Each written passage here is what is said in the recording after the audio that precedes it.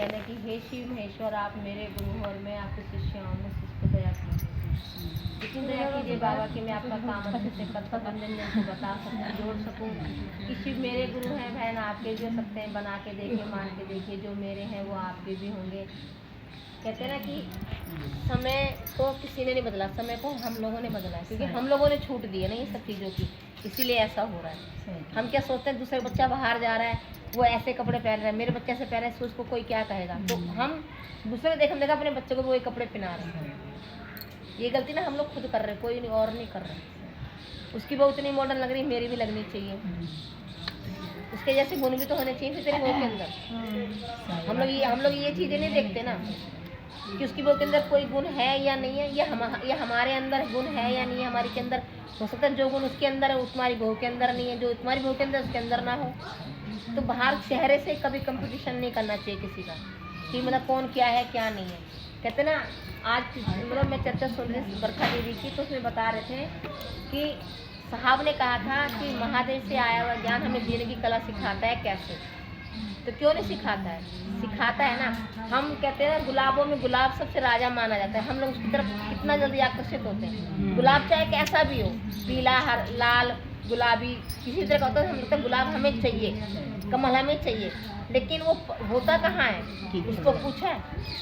कांटे देखो उसके, अगर तुम गुलाब छोड़ तुम्हारे कांटे गड़ जाते हैं, कहते हैं हट कांटा लग गया, तुरंत बोलते हैं। लेकिन उसमें भी तो वो मुस्कुरा रहा है, कांटों के बीच में रह के कमल खिल रहा है। तो ऐसे हम दुखों के बीच में क्यों नहीं हंस सकते? दुख आया है तो महादेव तो उसको दूर करेंगे, हम लोग कभी दूर नहीं कर सकते महादेव दुख अपना। कहते हैं दुख भी तो हमारा ही हैगा, क्योंकि हम जब जिस चीज़ में घुसते हैं ना तो ज़्यादा गहरे घुस जाते हैं, तो दुख तो हम लोग खुद पाल लेते हैं। कभी कोई हमें दुख देता नहीं है, लेकिन हम कहते हैं हम दुखी हैं। दुखी किससे हैं? अपने से, अपने आप से, क्योंकि हम लोग समझते हैं कि मैं ये परेशानी दूर कर दूंगी, मैं वो परेशानी दूर कर दूंगी, लेकिन होगी जब ऊपर वाला चाहे, जब महादेव चाहे। ऐसे नहीं होगी। चाहे मैं रात दिन सोच लूँ, और सोच के आदमी बीमारी लगा लेते शरीर को, तो क्या हो गया? कहते मैं चिंता करते करते चिंता में पहुंच गए, लेकिन वो समस्या हुई क्या? नहीं हुई, मर गया वो, लेकिन फिर भी समस्या ऐसी की ऐसी धरी रह गई। अगर वही कहते ना, जब हम लोग चर्चा में आते हैं, कोई समस्या भी अगर गुरु भाई बहनों की है, नहीं हल हो रही है, तो चर्चा में वो चीज़ रखो कि गुरु बहन मेरे को ये समस्या, हो सकता है किसी न किसी के पास उसका इलाज हो सही उसका तोड़ हो। अगर मैं अपने तक ये वही होता ना, जब हम लोग अपने तक रखते हैं ना, तो हम हमारी चिता बन जाती है। तो ये हमने बताया ही नहीं कि किसी को बता देते, तो जब भी घर, हम लोग घर में भी यही करते हैं ना, कभी बेटे से बताते कि मुझे क्या चिंता है, ना कभी पति से बताते क्या चिंता है। पर चिंता है क्योंकि हम तक क्या सोचते हैं, पति को बताएंगे ना, पति ज़्यादा टेंशन में हो जाएगा, उससे ज़्यादा टेंशन तुम हो।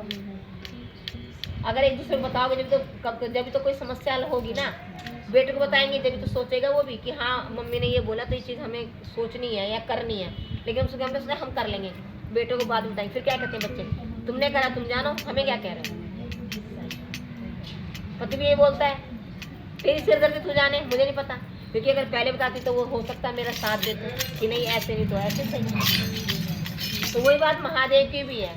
जब हम महादेव को अपना दुख नहीं बताएंगे, अपनी समस्या बताएंगे, अपना कोई कहते हैं ना, कितना भी भारी मुसीबत है बाबा को नहीं कहेंगे तो किसको कहेंगे? कहते हैं ना, एक तो ये है हम इनके आगे कह सकते हैं, एक गुरु बहन है जिसको आप अपना मानते हो, यानी जिसके ऊपर आपको विश्वास है, उसको कह सकते हो। और नहीं है किसी के ऊपर विश्वास, तो महादेव के आगे भी चर्चा में बोलोगे तो उसमें से ही कोई ना कोई गुरु भाई बहन जरूर बोलेगा कि गुरु बहन ऐसे तो ऐसे ही सही। आप एक बार डॉक्टर के दिखाते तो चलो, या कपड़े वालों के बारे में, गुरु बहन आपने जैसे कपड़े लिए ना थोड़ा अच्छा मिलता, थोड़ा रेट सही है क्या, मुझे भी लेना है। तो हो सकता है कि भाई उसकी भी एक काम हो गया और आपका भी काम हो गया। लेकिन एक दूसरे से तो आदमी सीखता है, और लेता भी और देता भी। कहते हैं ना, जब हमने गुरु बनाया है तो गुरु क्या है, गुरु का हमें ज्ञान ही नहीं पता।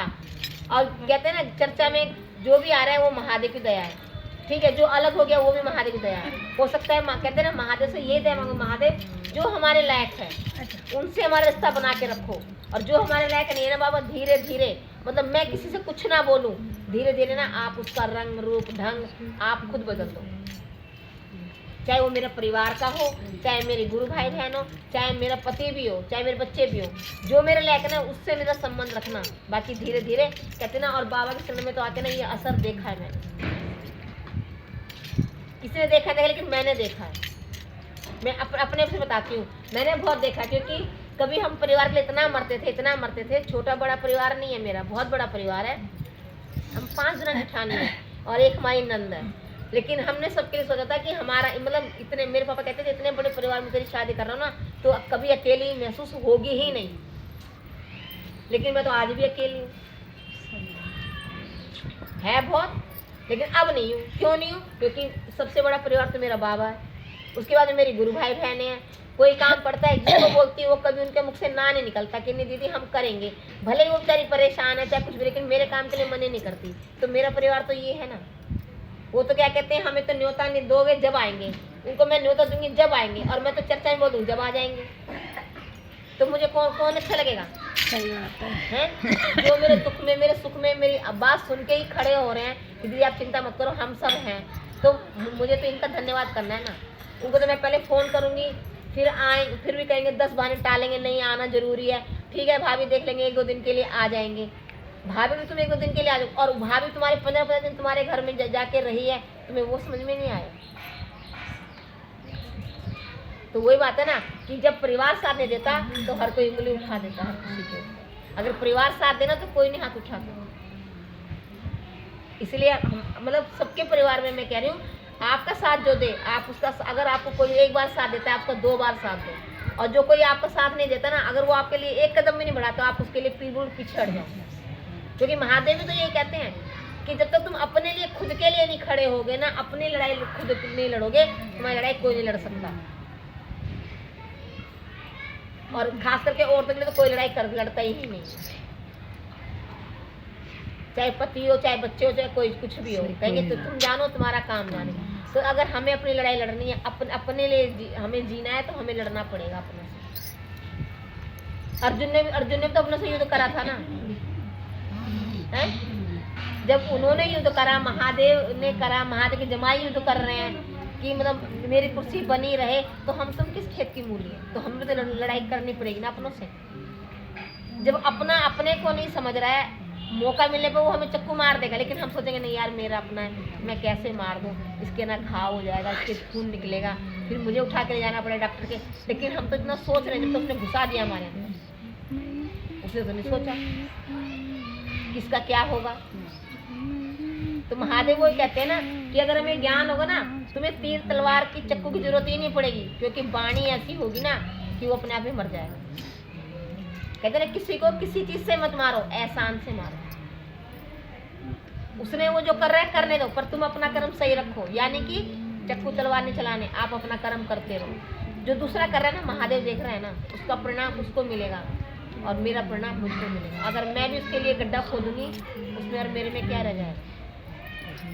इसीलिए मैं याद करके चर्चा में नहीं बोलती किसी को। कोई कुछ भी बोलता है, मैं क्यों नहीं बोलती कि जब एक तो बोल ही रही है, साथ में मैं भी बोलूँगी, ये 1 बोलेगी, मैं 2 बोलूँगी, फिर 4 होगा तो 20 बात बन जाएगी। इससे मैं चुप रहूँगी, तू बोलती रहे, मैं सुन ही नहीं रही। बाबा सुन रहा है, बाबा फैसला करेगा। इधर लड़ाई लड़नी सबको आती है, गाली देनी सबको आती है, सब कुछ कर सकते हैं, लेकिन क्यों करें? अगर हम सिर्फ शिष्य हैं तो हमें ये चीज़ें शोभा नहीं देती, क्योंकि हम यहाँ लोगों को जोड़ने आए हैं, महादेव से जोड़ने आए, अपने से नहीं, महादेव से जोड़ने आए। जब हम महादेव के आगे ही लड़ाई कर रहे हैं, महादेव को झूठा ठहरा रहे हैं, तो हमारे जैसा नालायक शिष्य कौन होगा? हम अपने माँ बाप के ऊपर उंगली उठा रहे हैं, माँ बाप से बड़े हैं वो, हम उनके ऊपर उंगली उठा रहे हैं। और जब कोई मेरे माँ बाप के ऊपर उंगली उठाएगा तो क्या करेंगे? इसलिए मैं सबसे ये कहती हूँ कि चर्चा में कोई भी बात मत करो, केवल अपने महादेव की बात करो, अपने महादेव की चर्चा करो, साहब दीदी की बात करो। ज़्यादा से ज़्यादा फ़ोन में ना उनको रिसर्च करके देखो कि वो क्या बोले हैं, क्या करना है। अगर साहब दीदी भी इसी उलझनों में रहते ना, आज इतना बड़ा परिवार जोड़ के नहीं जाते, है ना। क्यों नहीं जाते? क्योंकि उन्होंने कभी इस चीज़ में पीछे पड़े ही नहीं। उनका मतलब था कि जागा जागा महादेव, जगा दे महादेव, कि खुद भी जागो और दूसरों को भी जगाओ।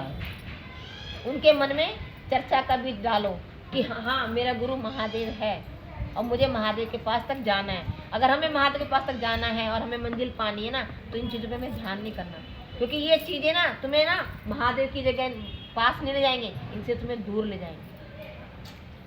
क्योंकि मेरे मुंह में तो वही चलेगा ना, फलानी ने ये बोला, ढिमकी ने ये बोला, तो महादेव कहाँ है वहाँ? नहीं है ना। उस टाइम महादेव घट गए, वो चीज़ हमारे पर हावी हो गई। यही हमारे गुरु भाई मोहन भाई कहते हैं कि हम दूसरी चीज़ों को अपने ऊपर हावी कर लेते हैं, लेकिन महादेव को अपने ऊपर हावी नहीं होने देते। अगर दिमाग में भी मेरा महादेव, दिल में मेरा महादेव है, मेरी बातों में मेरा महादेव, मेरे देखने में मेरा महादेव है, तो हमें किसी की बात ना अच्छी लगेगी और ना बुरी लगेगी। केवल एक चीज लगेगी, तेरा कर्म तेरे साथ, मेरा कर्म मेरे साथ। क्योंकि हमें उस टाइम महादेव नहीं दिखता।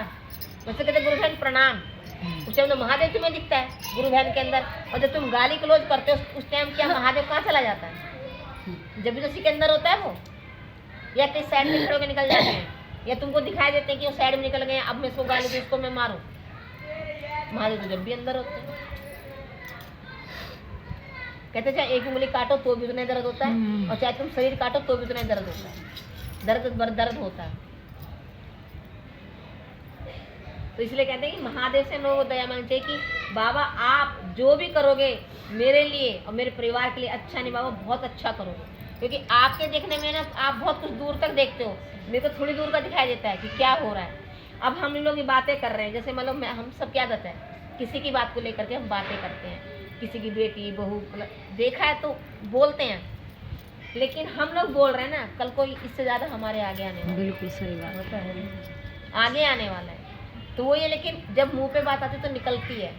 और कहते हैं ना, महादेव कहते हैं कि नहीं बोलनी चाहिए, क्योंकि हम आज एक बात किसी के लिए बोल रहे हैं, चाहे बेटी के लिए बोल रहे हैं, चाहे बहू के लिए बोल रहे हैं, परिवार के लिए बोल रहे हैं, 10 गुना होकर हमें मिलती है, लेकिन हम लोग फिर भी बोलते हैं।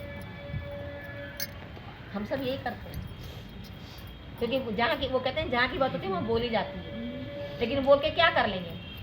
हम कुछ नहीं सकते, लेकिन वो लौट के आएगी ना, उसका दुख हमें होगा। बोलने से बड़ी जगह से खुद को हटा दो, है ना, उस टाइम हमें दुख होगा। आज हम बोल रहे हैं, हमें कुछ नहीं लग रहा, कभी हम हंसी में उड़ा दे रहे हैं, कभी किसी में, लेकिन जब वो मेरे सामने आएगी और मेरे सामने घटित होगी ना, उस टाइम हमें दुख होगा। आज उनको भी दुख हुआ होगा, लेकिन सिर्फ एक बेटे की खुशी के कारण वो माँ चुप है। आदमी भी नहीं है, आदमी नहीं है। अगर तो कहते हैं ना, किसके आगे रोएगी और अपने नैन खोएगी। सही बात है। अगर रहना है तो सुनना है, और सुनना है तो चुप रहना है। तो यही है ना, जब भी कहते हैं कि महादेव तुम्हें इतनी शक्ति दे कि तुम उसका जवाब दे सको और तुम्हारी औलाद तुम्हारे सामने ना बोल पाए, भले कुछ ना हो, बाबा की शक्ति तो है ना। बाबा बुलवाएगा, बाबा शक्ति देगा। बाबा से यही दया मांगो ना कि बाबा परिवार ऐसा हो जिसमें मेरा गुजारा हो जाए, या तो तुम इनको मेरे लायक कर दो, या तो फिर मुझे इनके लायक बना दो, जैसे आपकी इच्छा। आजकल सारी माएँ क्यों दूर हैं? यही कारण है। जो अपने पत्नी के आगे, आज देखो उन्होंने भले वहाँ पे करा, लेकिन उसने माँ का मान घटाया। अब बीवी क्या कहेगी? जो अपनी माँ को नहीं मानता तो वो क्यों मानेगी? वो तो आज ही आई है तेरे घर के अंदर। सही बात है। आगे जाके वो है ना, वही आई है, क्योंकि तुमने 10 लोगों के बीच में ये काम करा है, तो वो सोचेगी जब से अपनी माँ की 10 लोगों में बात नहीं रखी अपनी माँ की, तो मुझे मैं क्यों रखूँ? क्योंकि एक समाज है वहाँ पे भी, जहाँ पार्टी हो रही वहाँ पे एक समाज गया हुआ है, 10 लोग गए हैं, 10 बहुत काफी लोग, हजारों आदमी था, हजारों आदमी, है ना। मतलब बता रही हूँ, तो उसकी माँ को कैसा लगा होगा? उसके मन में खटास ने जन्म ले लिया ना। पहली बात तो गाँव में पैदा ही ना शुरुआत हो गई है। कहते ना कि कड़वा फल कहाँ जम गया, बीज तो गिर ही गया, और वो धीरे धीरे कब क्या बनेगा कोई नहीं जानता। जब ही कहते हैं ना कि ये हम लोग करते हैं, अगर हम कपड़े लाते हैं तो वो पहनती नहीं, खरीद के लाए हम, पहनाया हमने, तो गलती किसकी? तो बहू सास की चली नहीं होगी तो वो क्या करे? वही ना, चलती नहीं। कई बार चलती भी नहीं है, कई बार बहुएं भी जबरदस्ती छीन लेती है। हमारी मैंने पहली थी पीछे गली में एक बार होती है, उनकी बहू ने सूट चर्चा दिन दूसरे में है, चर्चा करें, दूसरे बताना शिव मेरे गुरु हैं, आपके भी सकते हैं, बना के देखे, मान के देखे। तीसरे में अपने गुरु के पावन चरणों में गुरु के प्रणाम है मेरे बाबा, मेरे इस नमन को स्वीकार करना। हे गुरु हम सबको इतनी शक्ति देना कि आने वाले समय से हम लोग लड़ सके, अपने घर परिवार को चला सके। बाबा चलाने वाले तो आप ही हो बाबा, लेकिन हम तो रखवाली करने वाले हैं ना, तो बाबा हमें भी शक्ति दे दीजिए। अगर माली ढीला होगा तो बाग तो उजड़ेगा। बिल्कुल सही, दया बनाए रखना कि बाबा जो ये बाग आपने दिया ही बाबा ये हरा भरा रहे, खुशियों से भरा रहे बाबा, हम सबकी तो यही दुआ है।